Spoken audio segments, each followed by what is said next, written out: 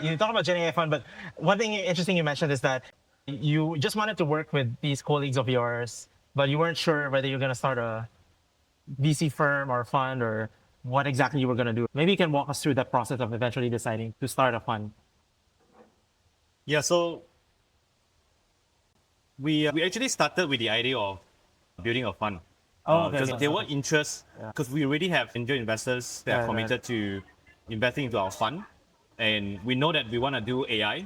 But we don't know where to start the thesis, the strategy of deployment, and what we're going to do about it, the exit strategy, and so on. And that's why we decided that, okay, let's just get into action and let's write our own thesis. And somehow we decided to turn that into a report. So that is why we launched the first ASEAN GenAI startup report last year together with AWS, because we just felt that there's a lack of understanding for us and also the market as well. If you talk about GenAI, maybe 1 year ago or 2 years ago, everyone is talking about US, China, Europe, maybe India as well.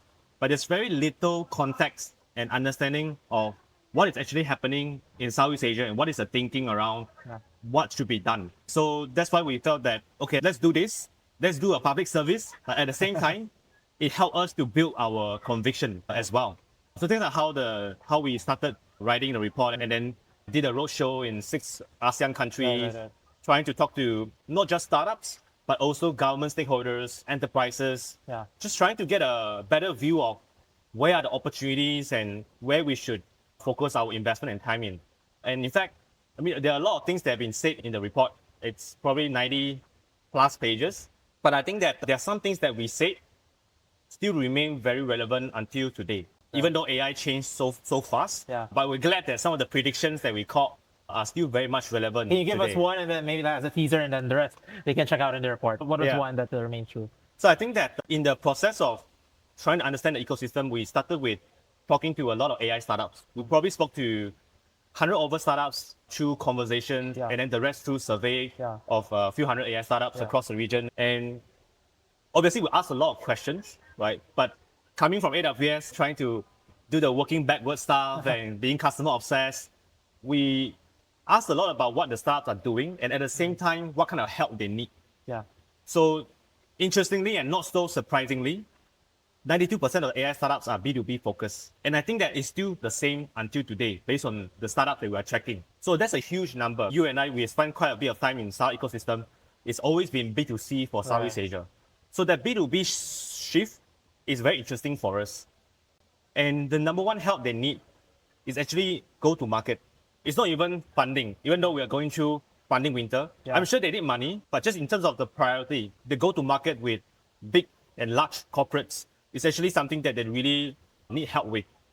So interestingly, as we do the roadshow in the 6 different countries, what we also notice is that the people who downloaded our report, the people who came to our event, about 30% of these people, they are coming from enterprises, right? And they started asking questions like, hey, I saw this startup in your report. Can you introduce us to this startup? Or hey, tell me more about this startup in this industry. I'm very curious. Coming from AWS and spending about 6.5 years in the startup ecosystem in Southeast Asia, that has not really happened before. Because the enterprises would never entertain early stage startups. If you're not Series V and above, they have no interest to talk to you. But things somehow changed when GenAI took off, where the enterprises realized that they don't move as fast as the startups.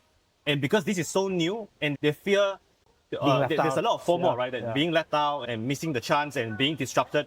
And that kind of increasing appetite of working with AI startups in a very early stage spike up.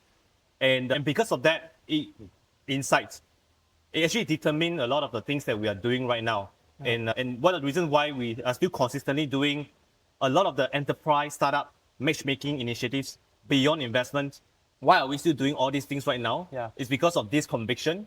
And it remains to be true until today.